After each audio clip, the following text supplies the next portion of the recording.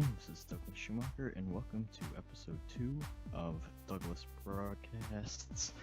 Um, this week will probably not be as exciting as last week's episode, as it looks like I'm only going to have one guest joining me this week for our technology roundtable talk, but that's alright.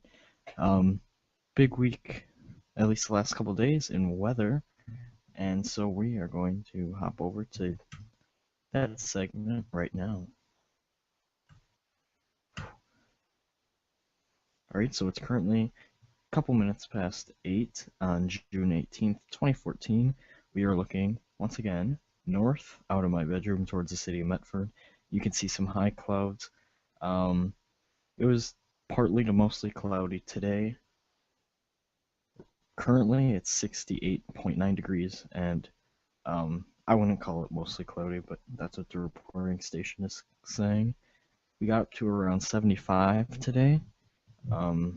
No rainfall yet, but that is going to be expected overnight. We will talk more about the forecast in just a little bit.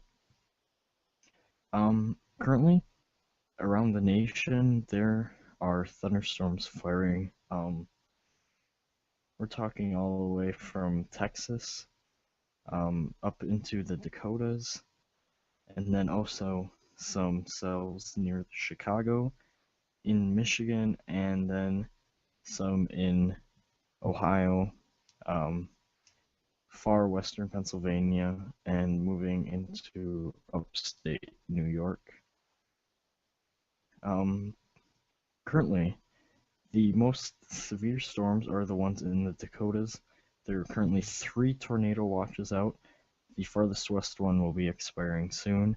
There's, I believe, 4 or 5 tornado warnings at this moment. You can also see that there's some severe thunderstorm warnings across the nation. One in Nebraska, a couple in central Kansas, some in western Texas, the Chicago metro, especially the south side, some in eastern Ohio, western Pennsylvania, and extreme western New York State, as well as a isolated cell in Virginia.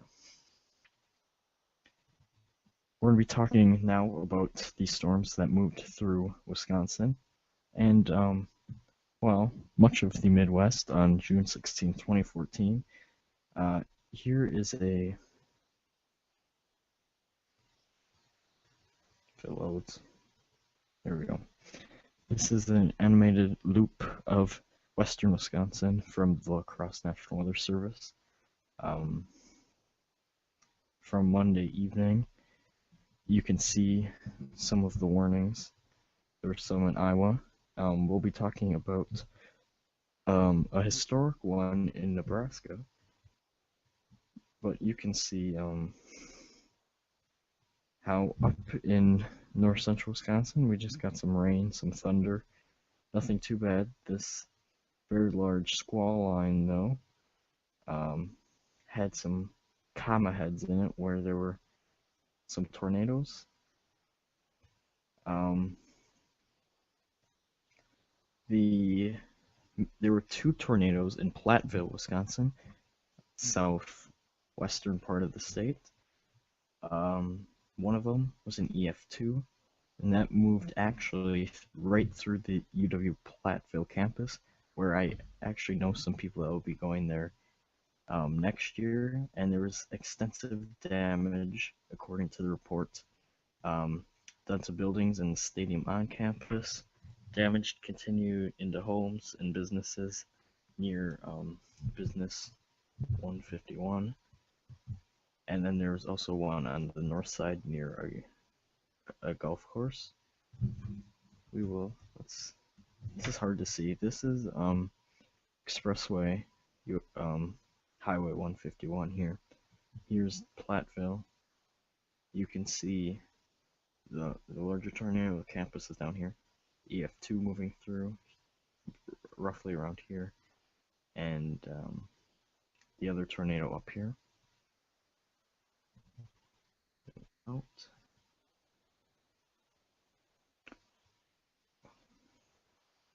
Here's the Boeco reflectivities. you can see just this little slight bend here, and looking at the storm relative motion, it was pretty obvious that there was rotation going on. It was kind of a large area of rotation, but right there, right over Platteville was where the most intense was. Here's some pictures of damage. This is on the Platteville campus. I think this one was pretty impressive. This is one of the engineering buildings with the windows blown out. That's presumably some sort of trailer home near campus. This one also, the football stadium, light pole snapped in half, trees down, just a mess. Here's a more nationwide scale of the storm reports for Monday. Red being tornado reports. So from western Nebraska across into Wisconsin. And that's also where we saw wind and hail. Alright. So this was pretty much the same storm that dropped the tornado in Platteville. Not the same tornado though. There were 4 tornadoes confirmed by the Milwaukee National Weather Service office in southern Wisconsin.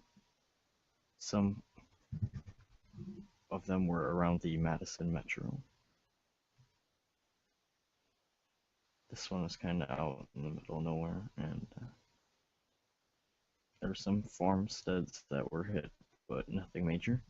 There was the one in the city of Verona, and that one they're saying about an EF3. Here's some pictures of damage. That's an elementary school. There's the radar image of that cell, and then the rotation, obviously. Pretty easy to see there, just to the north of Verona, and there was also debris signature on that one. Just kind of looped where you can see how the squall line evolved from just an echo to a bow echo, and then to a comma echo, and that's where you'll get those quick rotations where you get sometimes some stronger tornadoes to drop out of there. You have 2 just a couple miles southwest of the state capitol building, and yeah, so that's tornadoes in Wisconsin from Monday and Tuesday. Now this is one case, and this is in Plainer, Nebraska, western Nebraska, and where there were twin tornadoes. So this is a video of Dr. Greg Forbes from the Weather Channel breaking it down, and there were storm chasers that were very close and in the right position to see this. Now, usually when a supercell is going through its evolution, you'll usually have one tornado, and then the cold outflow winds will kill off that tornado and then form a new one. In this case, this supercell had enough energy to maintain 2 tornadoes at the same time. And of course, it was right as it was going through the town of Plainer, Nebraska, which is actually a small town, unlike some other small town tornadoes, like Joplin or more. Plainer actually only has about 300 people, and I think that qualifies it as a small town. So here's where, this is the formation. Obviously, you have the main tornado and then the little tornado. Then all of a sudden, after a couple minutes, now you have 2 twin tornadoes. You can see from these images how the storm evolved, and I'm sure this will be probably studied. There have been other double tornadoes before. It's just super rare, and that because of current technology, this was all shown live on air. Fortunately, there were some strong storms last night, and the Weather Channel refused to put the tornado coverage on air, which was kind of disappointing considering that they're the Weather Channel and they should be covering live tornadoes over, um, Coast Guard Alaska. But that's just kind of my view on it. Anyway, this storm, very unique, and probably will be studied in the future with supercell dynamics in the meteorological field. All right, let's move on here to what I'm sure you've been waiting for, the the 7-day forecast. Um, Tomorrow it's looking like a chance of rain on Thursday, high of around 72, higher precipitation chances either early afternoon or late evening. Friday, chance of rain, high around 75, best chance of rain in the morning and then chances diminishing. Saturday, just a slight chance of rain, but most likely it's gonna be 78 and foggy in the morning, and that'll burn off with just a few clouds left over.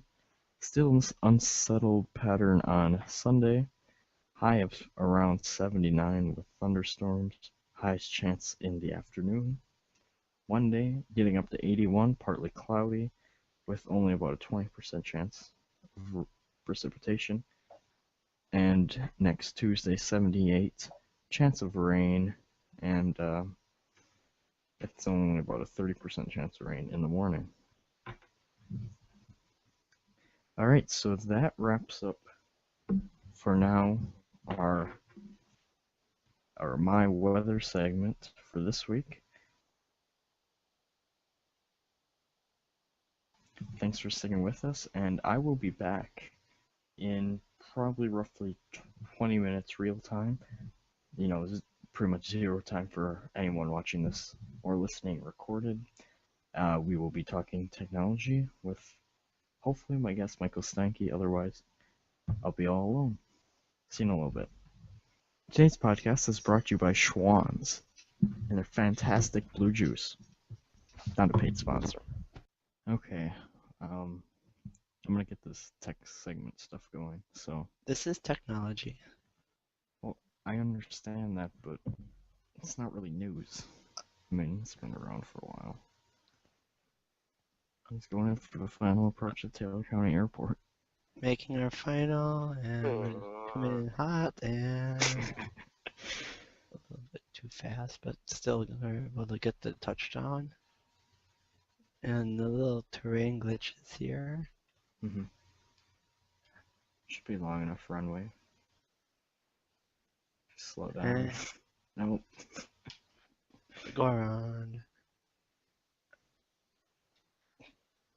We're gonna come back in and try again. Okay, so welcome back to the technology portion of Douglas Broadcast Episode 2. The main story from today was Amazon's announcement of the Amazon Fire Phone. So the first thing we're going to do is watch this video that hasn't been released yet, my Amazon Fire Phone event 100-second summary. Here it is. Once I turn on screen share.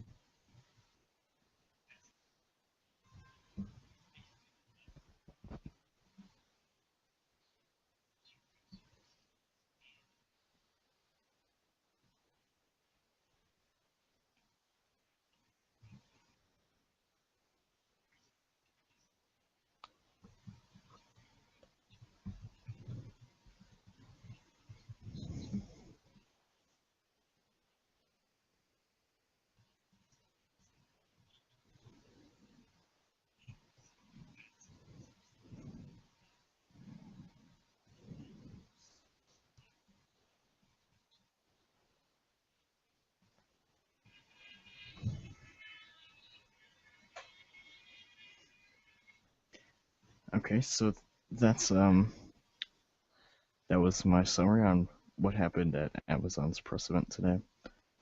Michael, do you have any comments? Did you hear that even? Nope. Did you say no?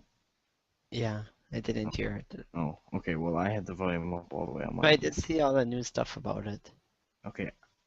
Um. Yeah. So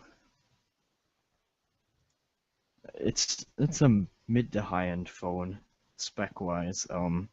Obviously the the rear camera is a lot of people saying is quite nice. I'm not much for camera, so I don't know too much about that. Obviously, obviously, the the dynamic perspective is the main catch key. I don't know to this phone. And it's the one that was rumored a lot. Um, I don't know. I mean, it's kind of like the people that saw it in person after the event today said it's a lot like Apple's parallax effect on their um lock screen, the iOS 7 lock screens. But this is for all in-system apps, and developers as of today can build that into their apps. So that basically if you're holding your phone, you can look around corners and the phone will know where your head is in relation to the screen and will adjust the image accordingly. That's kind of cool. But sometimes though, it doesn't always work that way. So they should at least have the setting to deactivate that. And they Yeah, probably will. yeah, I'm sure they will. Yeah. I'm not sure. I mean, it does seem a little less of a gimmick than like a 3D display. And the other thing is, I think they're just mostly the reason they're having the phone is to get more sales. So Yeah, by doing this, definitely. they attract other people to actually want it. And that comes into the Firefly feature, which I find really fascinating. The There's a dedicated button to this Firefly feature, and it can be built into developed apps as well, where you hit the button, take a picture of something much like Google Goggles, and it pulls in information. But not only that, it can recognize objects and images, pieces of art, products, and stores.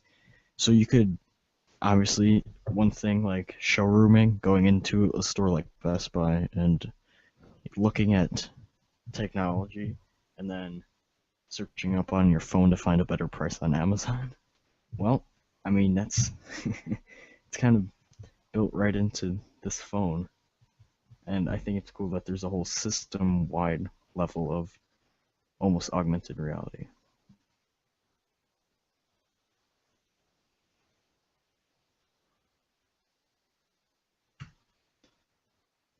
I see you're doing Flight Simulator X. Not really. I'm just like sitting here in the menu. I could do it if you wanted to. Well, I guess I don't know. Because that, like, go back to the title of your video. Yeah, Or did you make that the title? I don't know. yeah, I think I will. No, I just got a comment that I'm talking too soft, but I don't know. I'm right Comment? up on the microphone. You have comments? I had one, From who? but Ben Cross, but here, Okay. let me look. Although it says I have 0 viewers, so I don't know. Hmm. Yeah, you're really quiet. Well,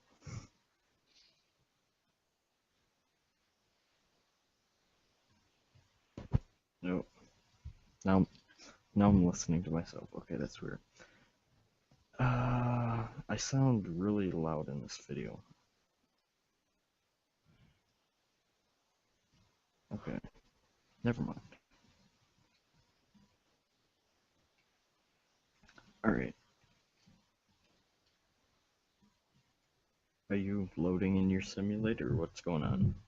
Nothing. Should I? Well, if you want to, I don't know. Unless you have any stories you want to talk about, otherwise I'm just going to run through some of this week's headlines. Okay, do that then. All right. We're looking at Engadget. Here, I'll screen share it for you.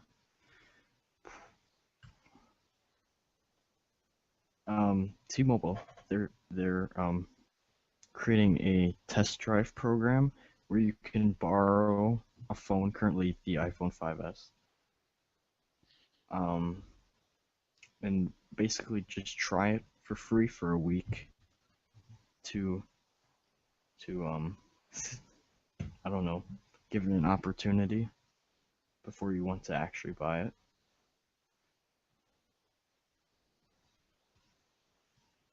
Um, I don't know. It's kind of interesting. The Moto X kind of had a similar deal, but that was from Motorola. This was this week, I guess. They offered it. You could put a down payment on it for 1 cent and own it for 2 weeks. And if you didn't like it, you could send it back. If you liked it, then they would charge your credit card the other $199.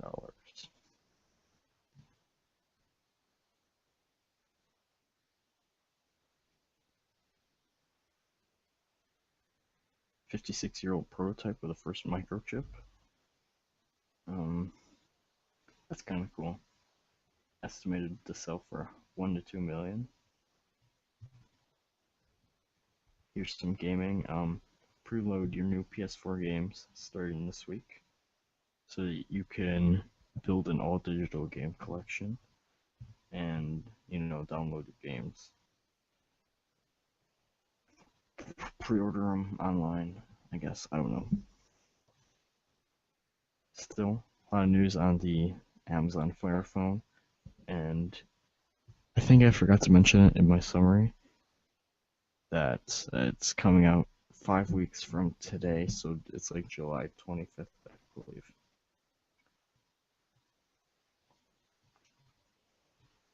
Let's see what else. Well, obviously the FIFA World Cup in Brazil is going on. Team USA did win their first match against Ghana, so that's good. Actually, that's really good since they're in the so-called group of death to try to get out of. Um, yeah, so they win one more game and then they get into the actual tournament.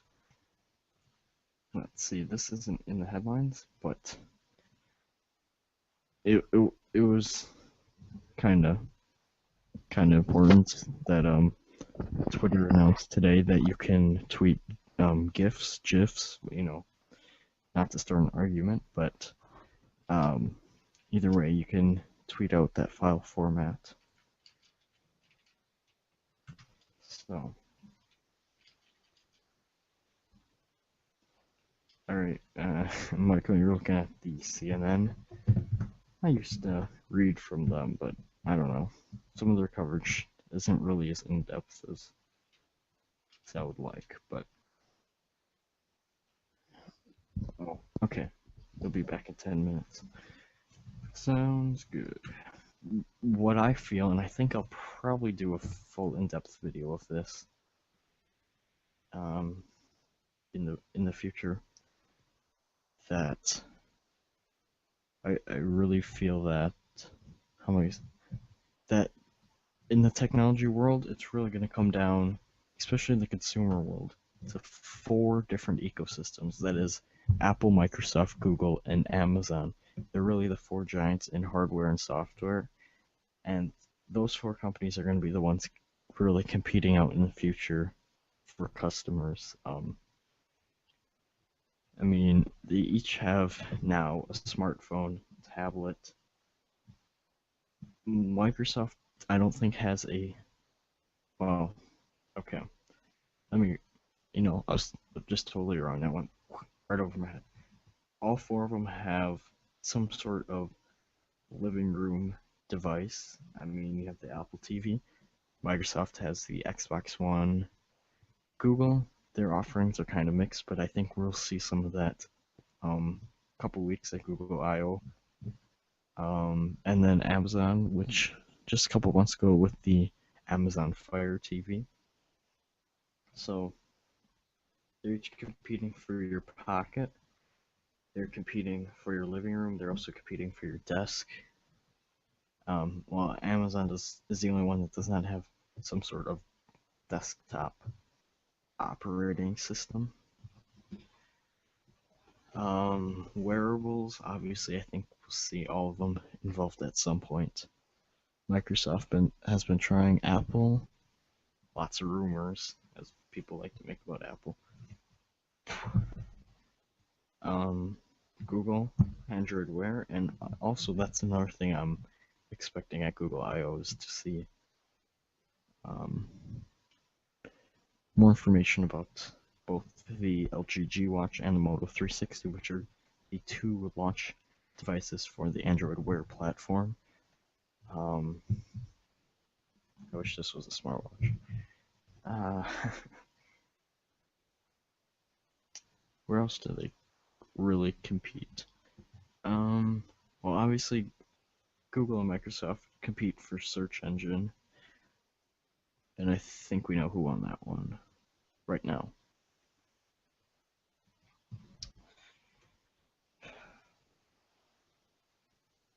I don't really have much more to say. Let's see.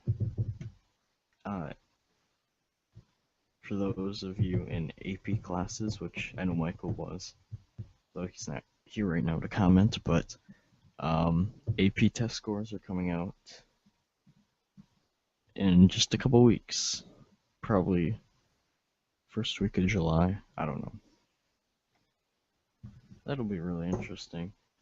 Especially, I mean, it's just my first year taking AP test, AP US government, and yeah, definitely going to be interested in how many cards I got from that class in general. It was nice for my GPA too, so I'm hoping to have more guests every week. I'll be inviting people to show up and participate because this gets really boring and I don't really have much to say because I run out of ideas. And Ben, I'm sorry if I'm really quiet. I don't know, this is just how I usually talk into the microphone. I'm pretty close, as you can see. Now, if you're on Amazon Fire phone, you'd really be able to see how close I am. That's one of the things that front-facing cameras can do. Could play SimCity or something. I don't know. No, that's a good channel for people to watch. YouTube.com/vlogbrothers, one of my favorite YouTube channels. Obviously, a lot of people have now heard of Fault in Our Stars, written by John Green, as that just came out as a movie. I haven't read the book. I read like the first chapter, and I have not seen the movie either. I kind of know the premise though. Anyway, that author, YouTube.com/vlogbrothers, him and his brother, since 2007 have been vlogging back and forth every couple of days.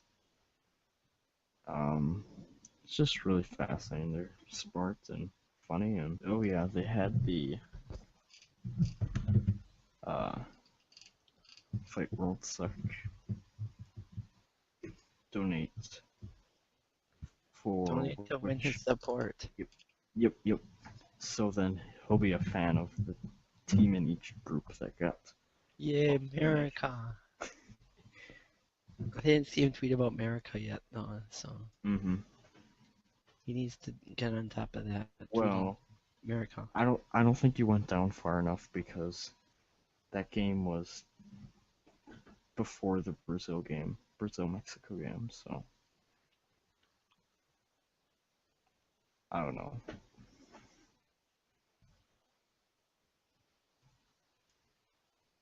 And he also is being sad about supporting Mexico.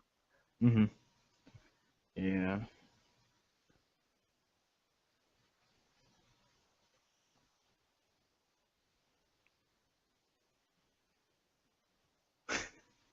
Hmm. There. America. Yeah. The greatest footballer in the world history. John Brooks. I already have, though, for my video yesterday, 115 on my prediction video of the Amazon Fire phone. So that's good. Hmm. Those videos seem to do pretty well. One watching now. Does that include me? I don't know. No, I don't think so. Does it Unless you have it. include you? No, I don't have it. Oh, well, now it includes you because you have the page open. Now it says 0.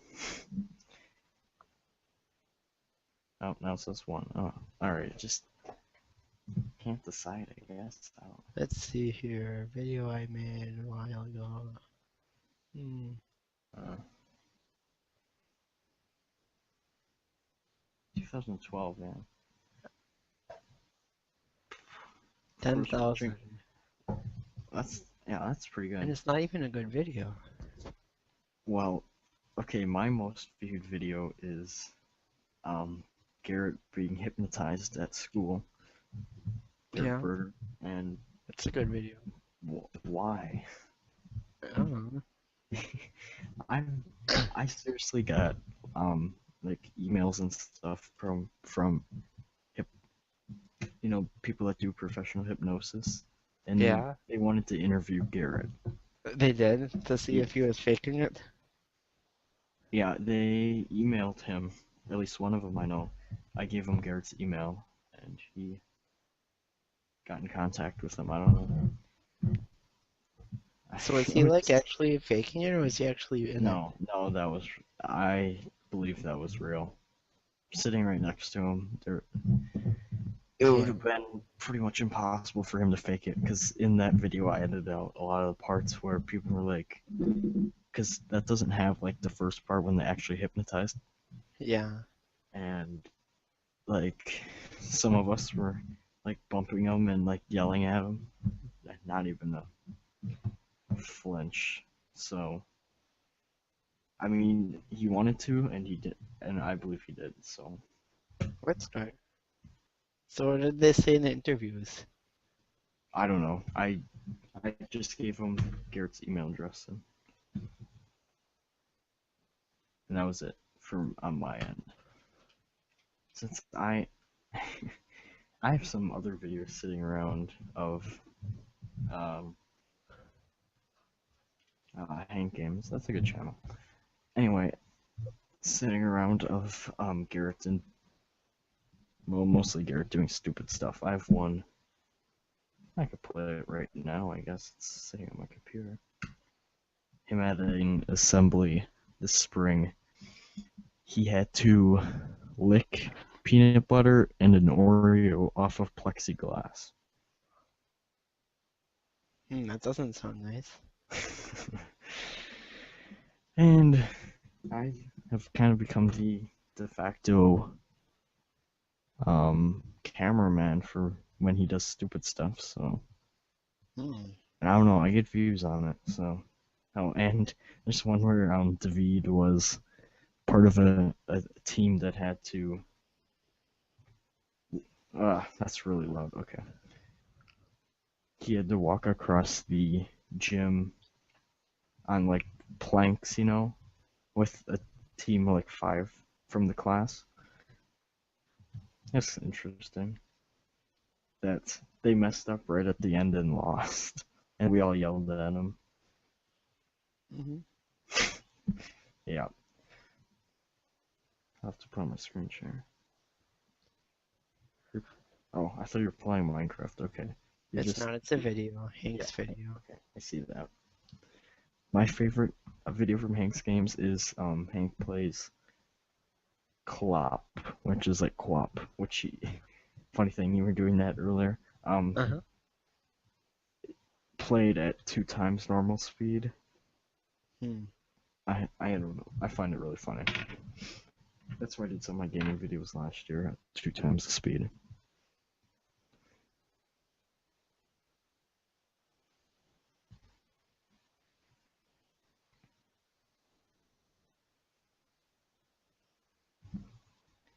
Okay. I'm just going to. Okay, I'm gonna go full screen, and then it's gonna look weird for a second. Okay.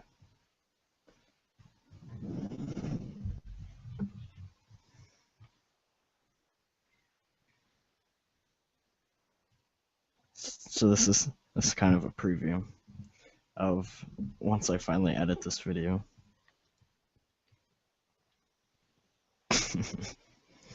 Hmm. The audio makes it better, but That's strange. Is it coming on YouTube?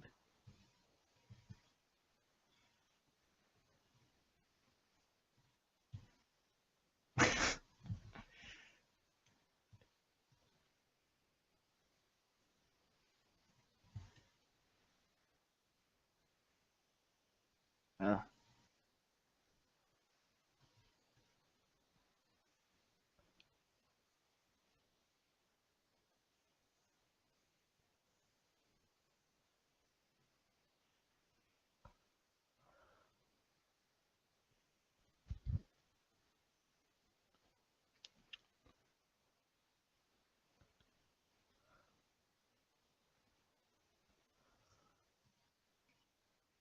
all right. I won't give away the the results of that, but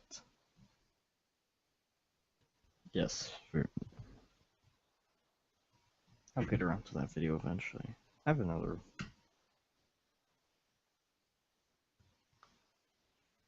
Kind of interesting video. Well,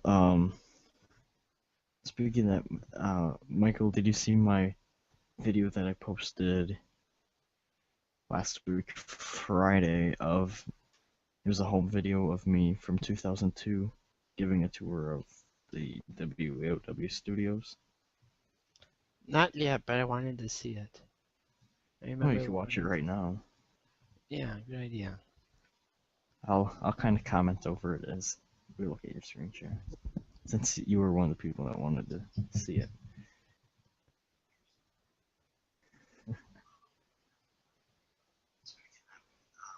You'll hear my dad talking. He was the one holding the camera.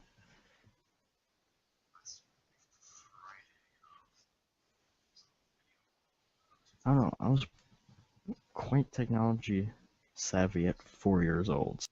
Lucky you, you can watch YouTube in HD. Yep, As we and it's saw. actually loading. Look at that. This bar is moving faster than That's this one. that's very impressive. I'm I jealous. know. I'm so excited. I was so excited about that when I saw that happen. I mean, seriously, it's actually moving faster. Well, I believe Charter is a YouTube verified ISP, which was something new that Google came out with. That they give certification to ISPs that allow YouTube to load faster on average. Wait, so that's you on there? Yeah, that's me That, right there. that thing is really small. And that's like really modern technology too. Wow. Okay, for 2002, that was. But I they don't know. landed people on the moon with technology much, much, much, much older than that. Yeah. So, Oh, so it has to be good. yeah, they're my. I'm building a graphic. Some of the stuff I say, I can't even understand, but I don't remember this at all, so I guess that's my defense.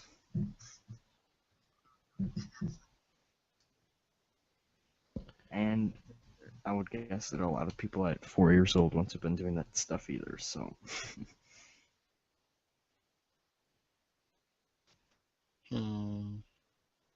Stormy Yep. with low pressure.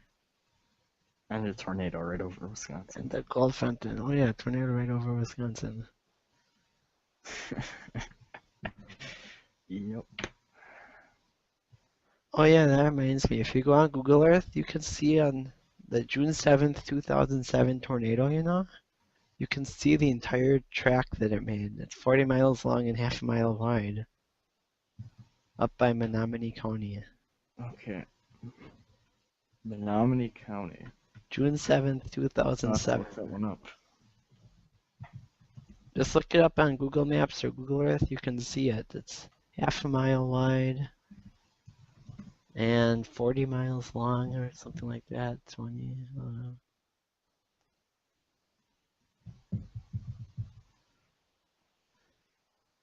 There's the little Oh, okay. it's on the blue screen. But now, okay, I got you now. Did you find it? I'm looking at the National Weather Service page about it.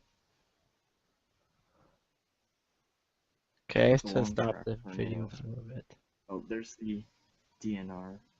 I'll show Here, I'll you the switch. map of it. Yeah, I'm seeing it. I'm gonna pull it up here. Here, I'm pulling up a map right now. That's an aerial view. I mean, yeah, that's impressive. This whole stripe right here is tornado damage. Can you see the mouse right there? Oh, wow. Yeah. That entire stripe, that's the tornado. And you can see Well, we're Menominee kind of County right. since it's Indian reservation, Yes. it's all into. Yep. But yeah, this whole Yep. thing was tornado. Well. Yep. That's pretty cool. Can be seen from pretty far out too. Yeah. It comes from all the way down here and all the way up here. Let's see. The Airport Outdoor Adventure Resort sustained severe damage. Oh wow, it's just gone. 15 things for any major cities. 5-inch diameter hailstones in Wisconsin Rapids from some. It would hurt to get hit by one of those. Oh yeah. It's like as big as your hand. Over $40 million of hail damage. Impressive. Okay, so, oh. Oh yeah, right there. Wow. Interesting.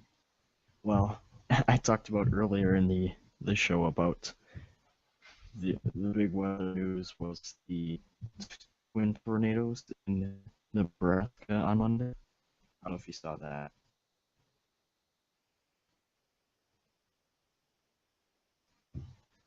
Oh, all right. We'll go back to watching myself from back when. You should have shown like everything like that nobody can see, What do you mean? like in between all these places. Like you just jump. You realize they're all literally right next to each other. Yeah, I guess. Are they all like Like one in, big room then? like in, yeah, it's the studio's one room. So from that shot right there, if you look right to the right, then that's the news desk.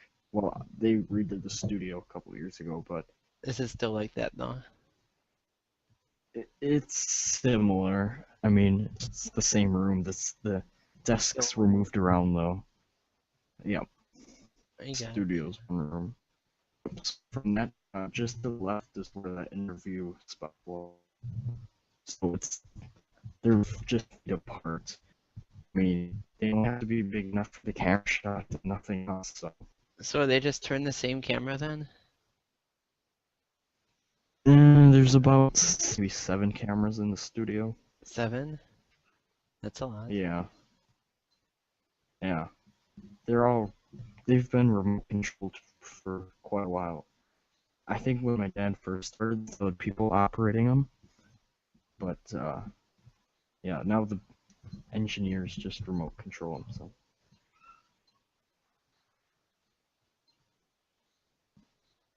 That's the newsroom. It's just between the studio and Grand Avenue there. Hmm. And yeah, it pretty much looks like that still, except newer computers. So where do they get their news from? Do they just get it from other news sites or Yeah, CNN has, from what I know, CNN has a specific servers just for news stations, Associated Press. Some of it, especially the local stuff, they have to investigate on their own. Yeah. People contact them, say, hey, there's news happening. Now that lobby's been completely redone. In fact, that desk, the big reception desk there, is actually in my basement right now. Your basement? Yeah, like the basement of my house, Cool. because when they redid the lobby and just put chairs out there, they don't have a receptionist anymore. Why not? They don't need They don't want. receptionists. They wanted to cut down on costs. I don't know. That's a nice view of the cemetery. Yep. Now the new curling club is right behind that It cemetery. is, yes. Because it used to be this curling club was built on the cemetery land. They sold them the land because they're never going to use it for cemetery. Mm. Yeah, that is a big cemetery. It is. And it's Uh, across the creek, so they would have to build bridges to get to it, so they're yeah, never going to use it. yeah. Right, that's the back hallway. You saw the conference room there. It's still about the same, they just have some new technology in there. That's a break room. Still the same stuff in there. Um, one of the live trucks. How many live trucks do they have? Two, maybe. I've noticed more and more that a lot of stations are going to where you don't need a live truck anymore with a big microwave dish on it. You just go out with, a mobile hotspot and a Wi-Fi connected camera. So just use Wi-Fi? Kind of. Well, usually it's more like using 4G, but and then broadcasting through Skype back to the station. That's Now kind of this, cool. yeah, this room is completely different.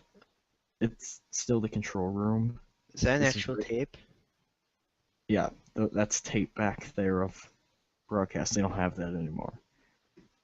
And that window is all darked out. But yeah, the studio's like right through there, and the weather office is right to the right of that door. This is my favorite part of the video. My dad says, uh, "Can you thank everyone for going on the tour?" I say, "No, I can't." Yep. I have some more videos like that I found. You should That'll go be, try to give us a tour today and see what or like yeah. a week or so and see what they say. Mm, Only this time, like, show the entire room is one big room. okay. Maybe I'll do that. Yeah. That's a good idea. Only like give a detailed tour. Everyone feels like they're actually there. Yeah. I mean, I don't know. I mean, I've been to the station lots of times. I know quite a bit, but I don't know. Hmm. Basically, TV stations are set up as make everything look pretty for the camera, and off of that, it doesn't have to look that good anymore. Mhm. They have really cool in the studio when they redid it in 2011. They put in these really cool LED lights that they can just change the color of with the press of the button. So if they're doing severe weather coverage, they'll change it to a red. Usually it's a blue. Yeah. It's kind of cool. That's pretty cool. Yeah.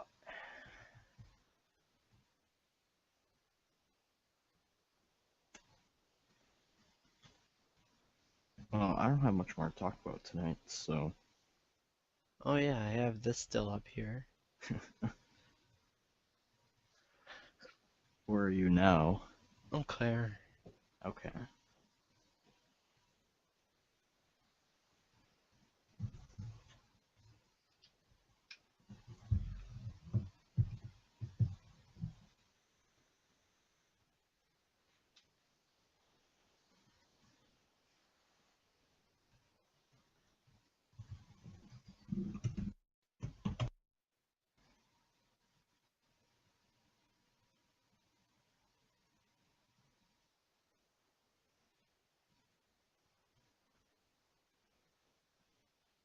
It kind of has a lot of lag right now. Mostly because my Mm-hmm. computer is doing a lot of things at once. And it's really hot too, I guess. I should pop that up somehow. Yeah. I'm doing this all on a laptop. Yeah. Well, I'm on a laptop too, so no shame. Wyatt would probably give you shame.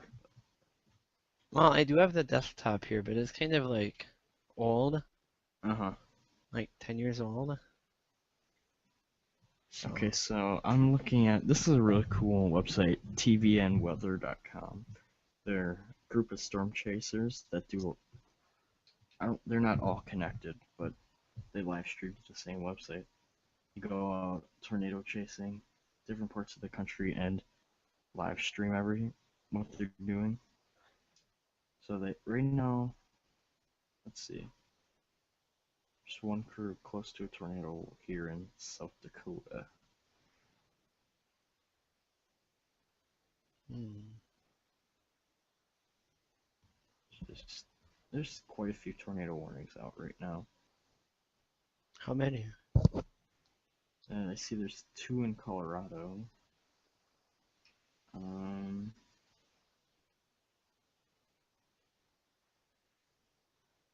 let's get over here. Three in Dakotas, it looks like. I can't tell. Yeah, three there. There were some in Texas. Some severe thunderstorm warnings. Indiana, Pennsylvania.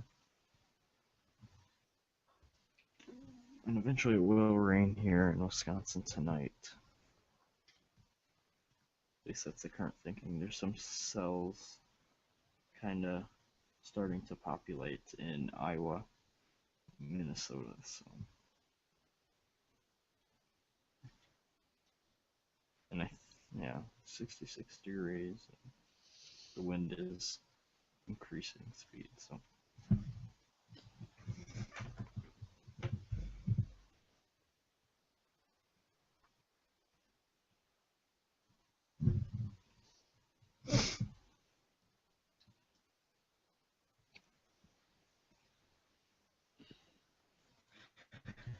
all right. So I'm gonna sign off for the evening. Thanks for watching the second episode of Douglas Broadcast.